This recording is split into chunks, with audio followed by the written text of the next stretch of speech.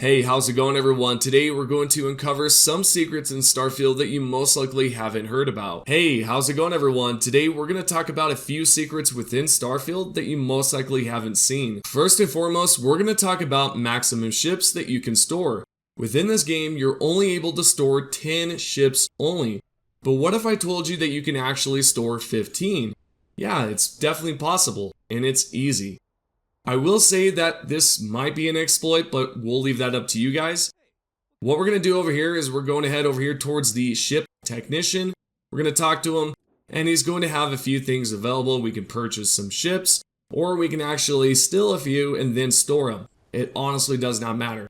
For video purposes, I'm actually going to just purchase a bunch of ships here, and then show you at the top that it's definitely going to be 10 out of 10 ships stored.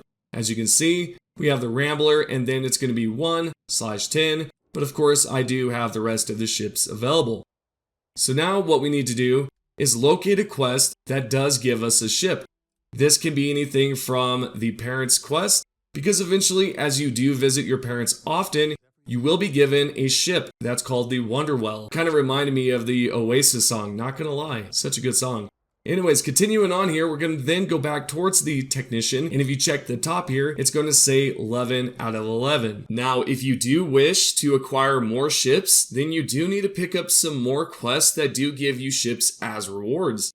For example, Wonderwell was rewarded to us through Kid Stuff, which is a trait. Next, in this clip right here, you're going to see the Razor Leaf, which is rewarded through the Mantis questline. This can randomly pop up when you are looting bodies out there in space. That's where I found mine, at least. If you would like to pick up the UC Prison Shuttle so that it can be 13 out of 13 ships, you can pick this up through the Crimson Fleet questline. There's also the Constellation questline that gives you the Kepler. Then from there, if you want to acquire more, there is the Star Eagle, which is the Freestar Rangers ship, and this is by finishing the quest lines as well. Now, the cool thing is, all you need to do to make this work is just by entering the ship, piloting, and then heading back to Jemison or wherever you may go to find a technician. There's really nothing too technical about this, because when you go back to the ship vendor, you're going to see at the top that it may say 11 out of 11 or 12 out of 12, depending on how many ships you have acquired before. Note that it's most important that you do have 10 out of 10 ships in your storage. If you do not do this ahead of time, you're not going to be able to go over the cap limit. So make sure that you have stored about 10 ships in your storage, or if you can absolutely purchase them like I have done at the beginning of the video. Now, it honestly does not matter, but I would recommend that you store ships in your storage that are some that you would actually use. If you happen to find that useful, definitely give this video a thumbs up. Let's now continue on towards number 3. This next one is quite interesting. If you head over towards Titan, which can be found in the Sol system, next you want to locate New Homestead, which can be found on the planet here. Once you're at this location, just press forward, and then eventually you will be able to lead yourself down below here, and then you can go towards the facility, then the clinic, which can be found on the left side.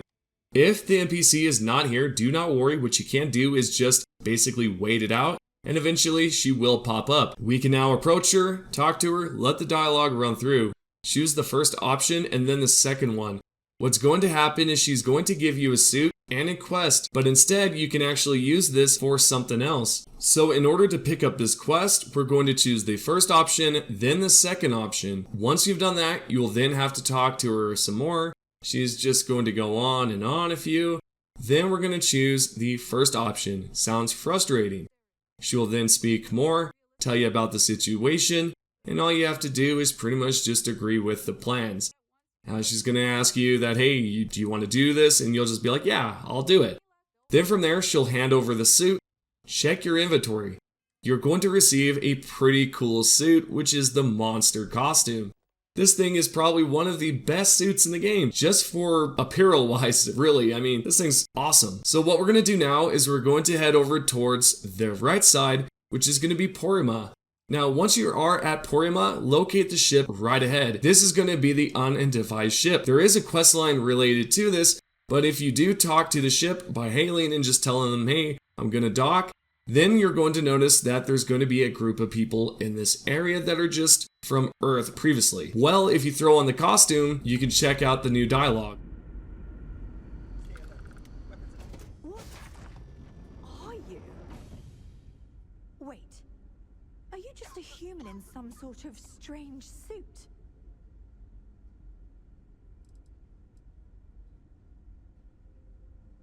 Clearly you're not. You're obviously human, but how are you here?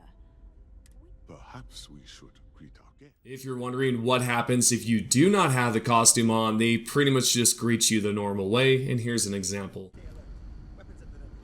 You're human.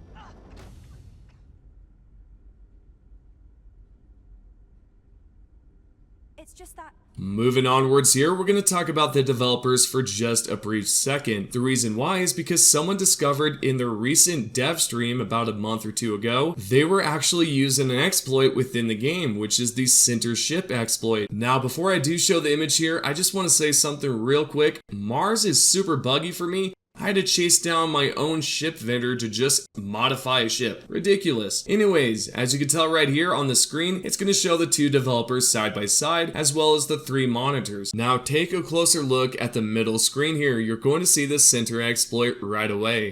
So it's interesting to see that these developers are willing to use glitches and exploits, but yet they're also willing to patch them as well. Quite interesting and also strange. This developer video was about a month or two ago. I honestly cannot remember. What's interesting is that if they do end up patching some of these ship exploits, I would say that's rather disappointing, because this one right here that you can do right off the bat is an awesome one where you can merge ships in between by just switching the variant. Now, if they do patch that, again, it's just going to be a downer, and I would really hate to see that. And last but not least, we're going to talk about something that can be found over at the Dream Home. If you do have the Dream Home trait, you can then gain access to this home. But there's also some issues with this home at the current moment, where some of your items may clip underneath the map. Overall, just losing all of your items, including a lot of cash. There is something really cool that you can do to prevent this from happening. This is sort of a secret because not a lot of people are talking about this. They're just saying, hey, wait for a fix.